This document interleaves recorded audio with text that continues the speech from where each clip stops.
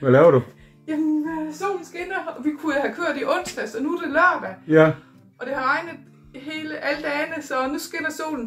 Så alle skraldespandene, de skal tømmes, for nu skal vi afsted. Okay, så bare dem alle sammen. Alle sammen. Der er den til alt det grønne, der er den til plastik, der er noget til pap. Der er nogle af der er den almindelige, ligesom i alle danske hjem. Den skal også tømmes. Yes. Køleskabet. Det er tømt, fordi jeg er ude i camperen. Det mest vigtige. Øl og sådan noget. Og brød er taget med. Jamen, så er vi snart klar til at køre.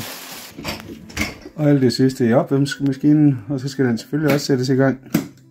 Sådan. Yep.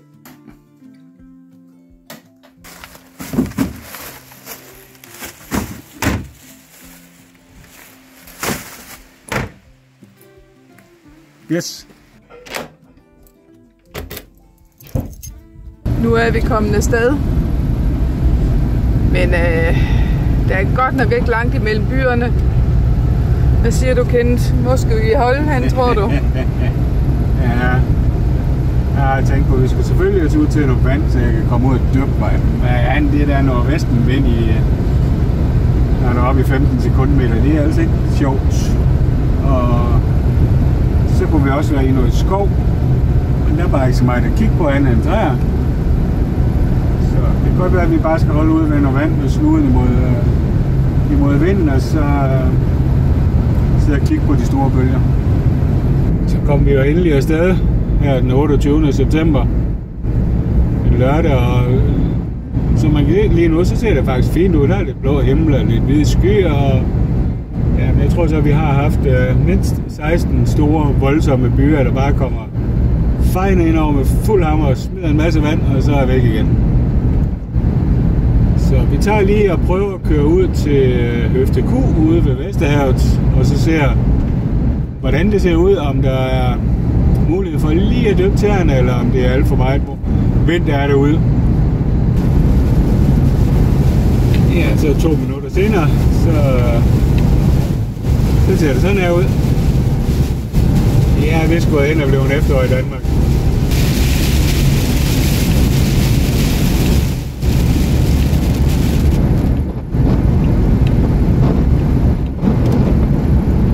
Det var så det. Så er vi kommet til Bøvlingbjerg, for jer der ikke er kendt i området herude, så er det en lille søvnig by, det er slet ikke det, men de har et parkanlæg hernede, som er flot, og så har de rigtig specialforretning heroppe. Der er 2 specialforretninger. Nej, der er 2 specialforretninger, det er rigtigt. Der er lige placeret Hornvarefabrikken. Nej, de har faktisk det her. Jamen, fabrikken, en gammel fabrik er der.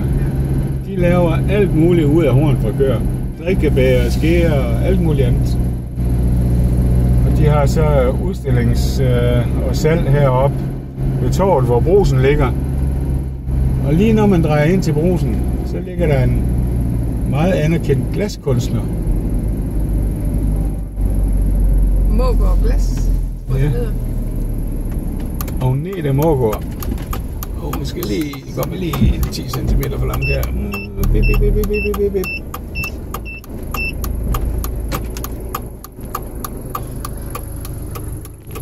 Hun er faktisk begyndt at lave sådan nogle, kan I se, sådan nogle dabs, der hænger i vinduet der. Jeg kan så se, hun går vist derinde i forretningen. Ja. Men det er simpelthen sådan nogle fine dabs, dem hun er begyndt at lave.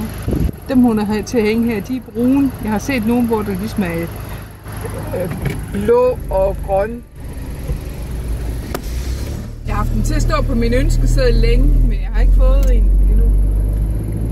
Men man kan gå ind og se hendes hjemmeside, Mågård Glas. Og hun er kongelig hofleverandør også. Not far away.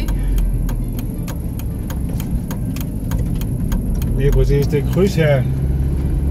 Jeg har lidt dårlige minder, men hvis I møder os en gang, så spørg mig, hvad der skete med den blå autocamper ude i Fjeldtræk. Der kan I få en god historie. Så var der endda et skilt til Høfde Q. Hold til venstre herhen ved købmanden. Nej, græskar og kagefest.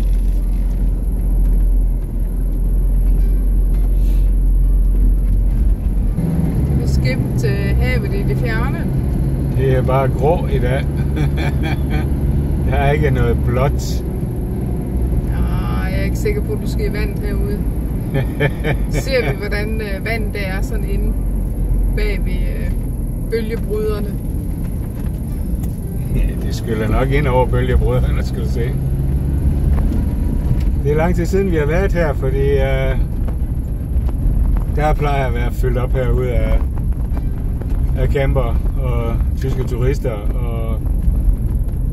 og sandfyldning. Ja, samtidig er det ikke sådan lige til at komme igennem her. Man skal have lidt fart på.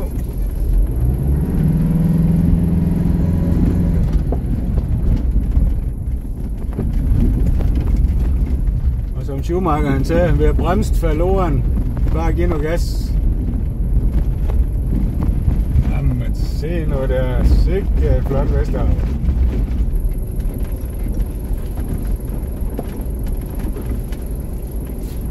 Det I ser lige hernede, det er der, hvor man bader. Fordi der ligger man lidt i læ. Derovre på den anden side af molen, derovre til højre, der skal man ikke bade. Der er meget stor understrøm.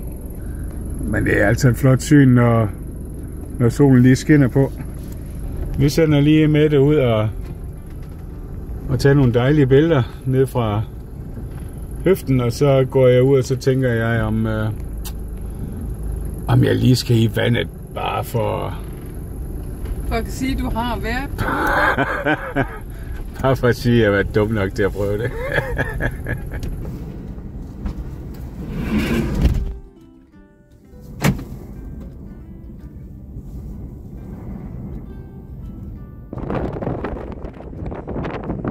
Han er jo ikke rigtig klog, den mand.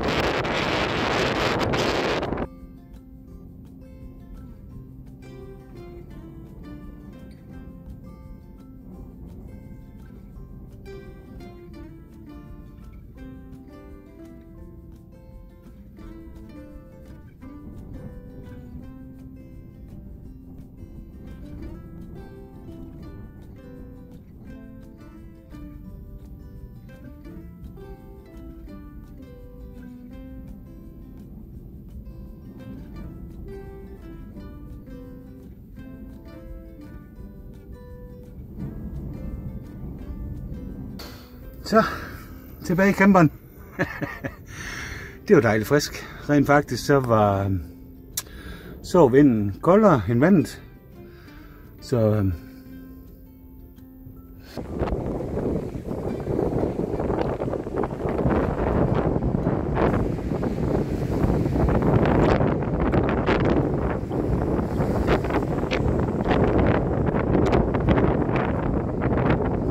sidder jeg lige i læ her ved en af de her shelter, der er her på Høfteku. Det blæser i dag, men herom ved shelterne, det er utroligt så meget læ, der er herom ved shelterne. Her har man udsigt til meget fine forhold der herom. Jeg kan se, at der står nummer på shelterne. Jeg er helt sikker på, at det er nogen, man kan booke. Og det er helt utroligt så meget forskel der på vinden, fordi på det samme jeg kommer ud for det her, så er der bare blæst på. Men jeg prøver lige at se, om jeg kan gå ud og få taget lidt billeder ned mod vandet. Jeg siger nok ingenting. Det tror jeg ikke, jeg kan.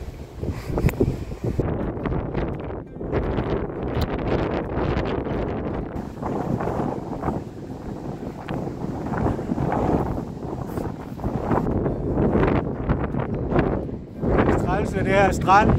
Det er alt det forbandede sand. Det er altid godt at kunne hjælpe en tysk turist med, hvor og hvordan man ikke skal bade, og hvor man skal bade, hvor der er sikkert, og hvor der ikke er sikkert.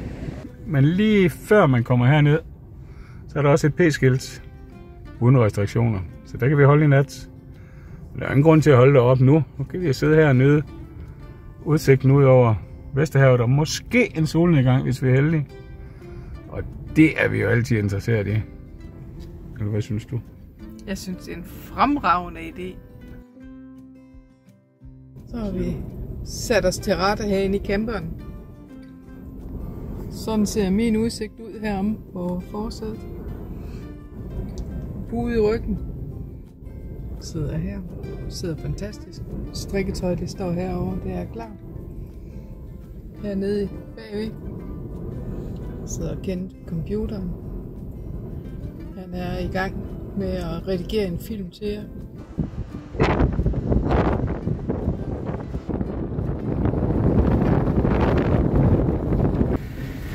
Sådan ser det ud, når man holder ude på vestkysten. Og tyskerne, de er kommet ud for at nyde vinden. Men de gamle, de kommer op i lag af camperen. Fordi det er sand, der blæser derude. Det kan simpelthen tage pippet fra de fleste. Hunden er nu ligeglad, den synes det er sjovt. Så er det godt, de ikke er herinde der, hvor det stormer. Aftenens menu, den står på pulled pork. Sådan en her. Den er helt fortræffelig i en autocamper. Og især nu, der er sådan noget blæsende og dårligt vejr. Vi vil helst ikke stå og stege noget herinde. Men man kan sagtens varme den på helt svag varme i en gryde. Og så med nogle wraps og noget salat til. Ved du hvad, så har vi jo et helt festmåltid. I kan lige se her. Solnedgang og udsigt. Så dejligt. Nu er det ved at være mørkt, og vi har spist aftensmad, og vi har vasket op. Jeg har lige været en tur heroppe på toilettet. Og nu flytter vi os hernede fra, og så kører vi op.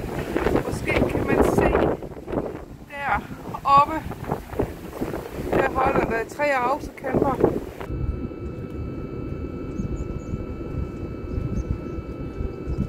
Det er da ikke det ringeste sted at sidde og få sin morgenkaffe. Det har været en fin overnatning her ved Høfte Q. Vi har ikke overnattet hernede ved selve parkeringspladsen, helt sagt på den plads, der var lige lidt længere op. Men nu tager vi afsted og ser, hvor vi kører hen af. Måske ender vi i Sønderfælling, for der skulle være kommet en ny trold. Nu får vi se, om vi kommer så langt. Annemette, hun siger godt nok, at vi skal ned og finde en trold, men hun kan bare kigge på mig, når jeg står op om morgenen. Så ja. Jeg husker bare, det er brændstof. Det er nogle lidt andre forhold herude nu, når man er tæt på oktober. Slutningen af september her. Hvis du kører her i juni og juli, så kører der kolonnekørsel. De små grise, der løb derude. Måske der er nogen herinde også. Og der er flere, også nogle her. Og der er også grisebasser. Så er der free range bacon. Det er godt nok mange mennesker her.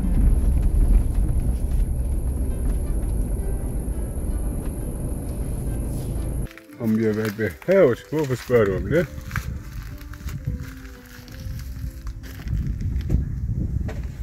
Selv op ved taget er det sandt. Vi er kommet her til Svanholm Sø, lige syd for Sønderfælling. Og vi er på jagt efter en trold. Vi holder lige her. Og jeg har en forventning om, at trolden han er herovre et eller andet sted. Så der er jeg kan se, der er en fin sti her rundt om hele søen. Så vi skal på tur. Vi kan godt kopieret her. Godt sådan der, hvor solen den skinner. Masser af steder, man kan gå ned til søen og fiske. Og Mette, som den fornuftige vandrer, hun er. Hvordan synes I, det der det hænger sammen med det der? Jeg har dobbelt strømper på. Ja, det skal nok hjælpe.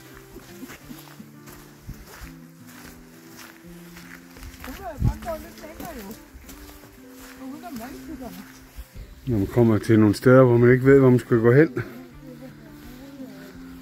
så er det godt, der er... Ja. Vi har godt nok brændt 80 liter diesel af på at komme herned, men vi følger den grønne rute.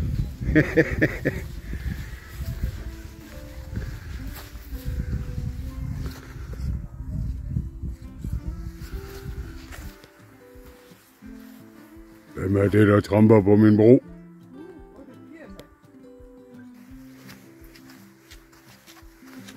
Hvad laver du med det?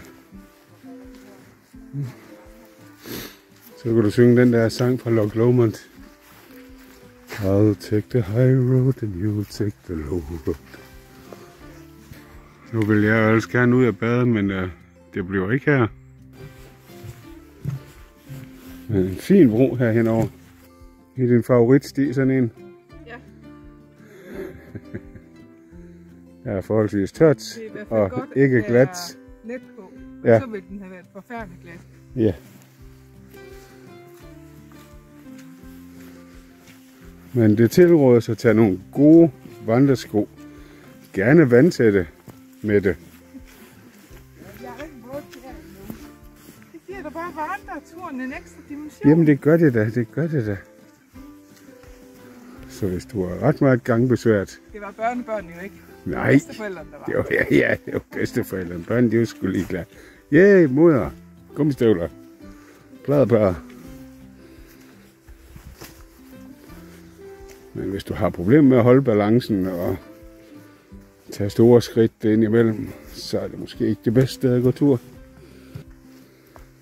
Men efter den manglende lyd at dømme, så tror jeg, at alle troldungerne, de er taget væk. Ups.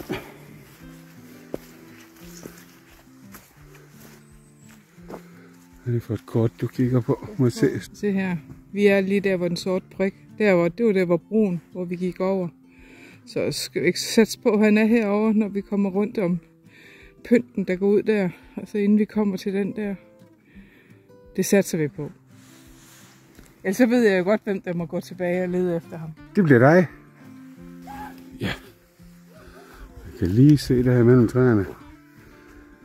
Der til venstre for manden kan I se ham. Der ligger en trold. Med det hun poser. Når man forsøger at kreere insta-moments. Det er jo min dotter, de også vil så. Okay.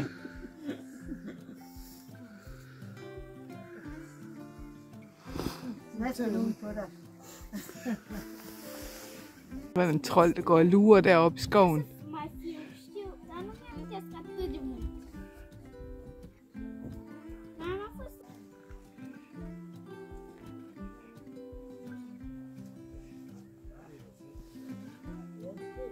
Stifinder Stig var meget populær. Ja.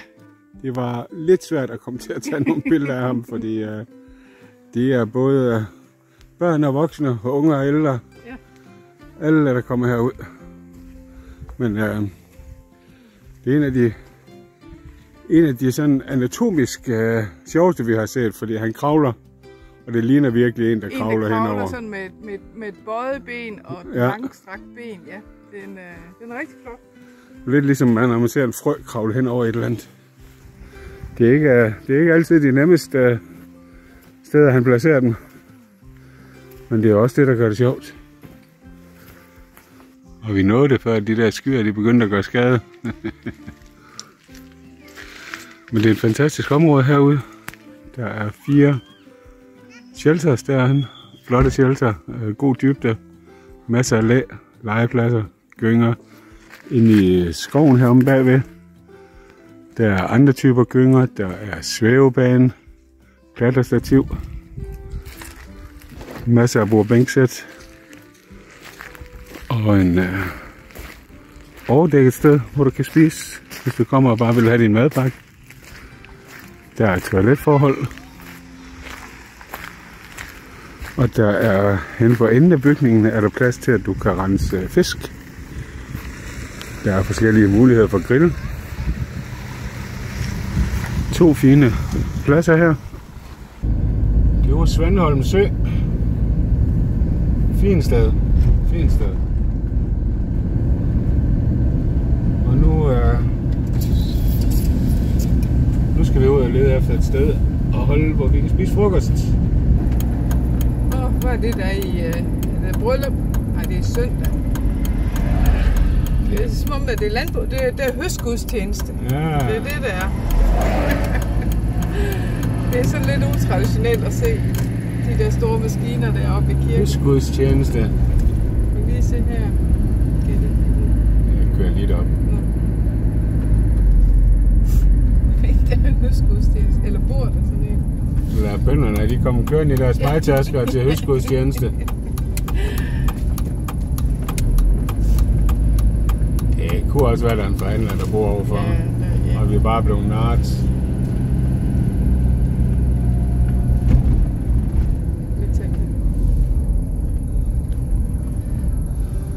Ej, jeg tror måske bare, vi er blevet narret. Nej, se der er halv og sådan noget. Ja. Der er høstgudstjeneste. Det tror jeg, der er. Det har de da gjort noget ud af. Det må jeg nok sige. Hvad? Det ser godt ud. Ja, det er der høstgudstjeneste. Ja. Nu kører dagen og væk.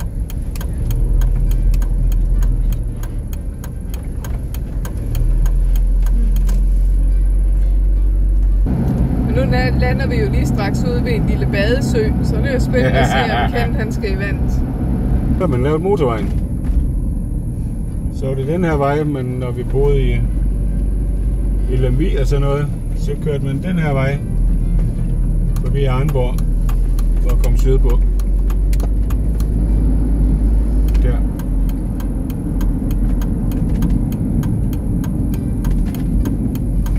så var der stor plads heroppe på den anden side. Ja.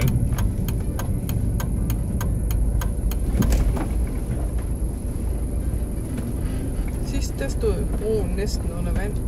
Ja, det er rigtigt. Ja, det gør han da ikke nu. Der er badebro. Men der er nogen, der skal ud og sejle. Der er en, der skal ud og padle. Og det er jo smart at gøre det her, fordi der kan man ikke blæse væk. Holdeplads ved Arnborg Sø. Det er rigtig fint her. Og så lige her om bagved. Man kan ikke se det, men faktisk lige om bag ved træerne der. Måske deroppe. Der er Herning Motorvejen. Hvor dejligt I har set med så langt. Og nej, jeg kom ikke i vandet der. Til gengæld så har jeg købt mig sådan et koldvands lille bassin, jeg skal øve mig til resten af året. Så får vi se, hvordan det går. Jeg håber, I kan lide det, vi laver, så gå ind og giv det et like, og giv os en meget gerne en kommentar. Og hvis I kender nogen, der kunne have lyst til at se lidt af det, vi laver, jamen anbefal det endelig, eller del det på jeres sociale medier. Det hjælper os rigtig, rigtig meget. Indtil næste video, så pas på jer selv derude. Vi ses på vejene. Hej hej.